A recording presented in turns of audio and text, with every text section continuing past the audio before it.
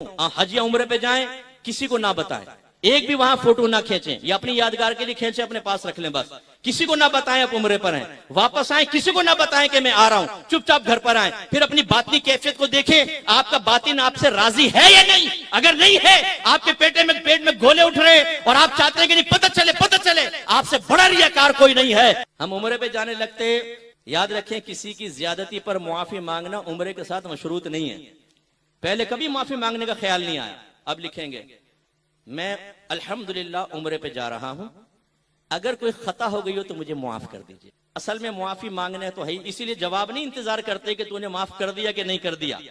भाई अगर माफी मांग रहे हो तो कहो ना कि जवाब नहीं आया आपका, यार माफ कर दो उम्रे पे जा, ना माफ करे ना करे भाग जाए यहाँ से।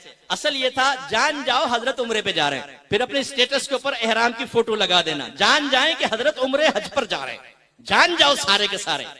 फिर वहां पे जाके वहां पे मैसेजेस करना, अपने तस्वीरें भेजना, हम आ चुके हैं यहाँ पर, जान जाए कि हजरत वाला तवाफ कर रहे हैं, हजरत वाला गारे सौर में है, गारे हीरा में टांग उठा के खड़े हुए हैं, हजरत करतब दिखा रहे हैं यहाँ पर।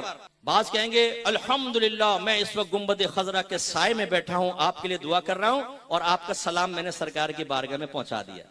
भाई मैंने तो कहा भी नहीं था, तूने कहां से पहुंचा दिया? पहुंचेगा तो तब जब मैं कहूंगा, लेकिन ये बताना भाई मैं यहाँ पर, चलो मैं हुस्न ज़न कायम कर लेता हूँ, इखलास से ही कह रहा होगा, लेकिन ये हुस्न ज़न कायम ही नहीं हो पाता, पता नहीं क्या मसला है। अच्छा जब वापस आएंगे तो सारे फिर फूलों के हार लेकर एयरपोर्ट पे खड़े हों, वरना हजरत नाराज हो जाएंगे। देखते हैं हाथ डलवाते हुए कौन आया कौन नहीं आया।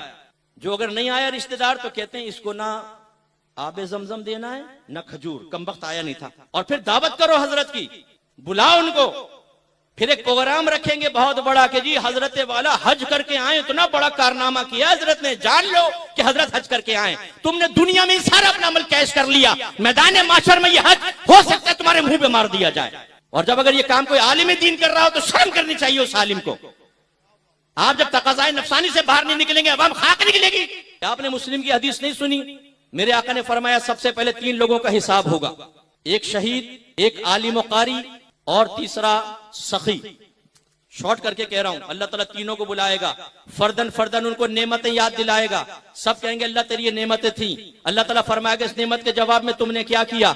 एक कहेगा अल्लाह ताला मैंने तेरे लिए जिहाद किया हत्ता के शहीद हो गया। अल्लाह फरमाएगा तूने झूठ बोला, तूने इसलिए जिहाद किया ताकि लोग तुझे बहादुर कहें, और कह लिया गया।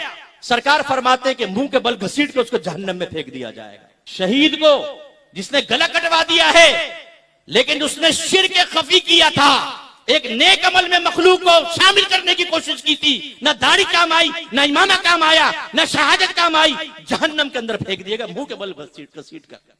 फिर आलिम कारी से अल्लाह ताला फरमाएगा तूने क्या किया? वो कहेगा मैंने इल्म सीखा सिखाया, मैंने तेरे लिए कुरान पढ़ा पढ़ाया। अल्लाह ताला फरमाएगा तूने झूठ बोला, तूने इसलिए इल्म सीखा कि तुझे आलिम कहा जाए, तू इसलिए कारी बना, तूने इसलिए कुरान पढ़ा पढ़ाया कि लोग तुझे कारी कह, तो कह लिया गया। सरकार फरमाते हैं इसको मुंह के बल घसीट के जहन्नम में फेंक दिया जाएगा। फिर आ जाएंगे सखी बाबा, तूने क्या किया? वो कहेगा अल्लाह ताला मैंने हर उस मकाम पर माल खर्च किया जहां तेरी रिजा हासिल हो सकती थी। दावा कितना प्यारा है, लेकिन हमारा अमल हमारे दावे को झूठा करार देता है। बाज़ औक़ात हमारी नीयत हमारे अमल के फसाद को जाहिर करती है। अमल बहुत खूबसूरत होता है लेकिन नीयत फासिद होती है, जाहिर हो जाता है। अल्लाह ताला ने फरमाया कि नहीं, तूने इसलिए माल खर्च किया ताकि तुझे सखी कह लिया जाए, और वो कह लिया गया। इसके बाद मुंह के बल घसीट के उसको जहन्नम में फेंक दिया जाएगा।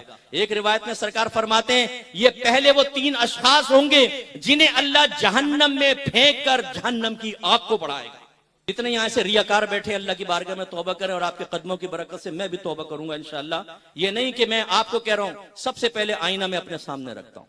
मैं आप सबको एक दावत देता हूं, हज या उम्रे पे जाएं, किसी को ना बताएं, एक भी वहां फोटो ना खींचें, या अपनी यादगार के लिए खींचे अपने पास रख लें, बस किसी को ना बताएं आप उम्रे पर हैं, वापस आए किसी को ना बताएं कि मैं आ रहा हूं, चुपचाप घर पर आए, फिर अपनी बातनी कैफियत को देखें, आपका बातिन आपसे राजी है या नहीं। अगर नहीं है, आपके पेट में गोले उठ रहे और आप चाहते हैं कि नहीं पता चले आपसे बड़ा रियाकार कोई नहीं है, और हो सकता है इन 3 अशखास के साथ आपका भी अंजाम बुरा होने वाला हो।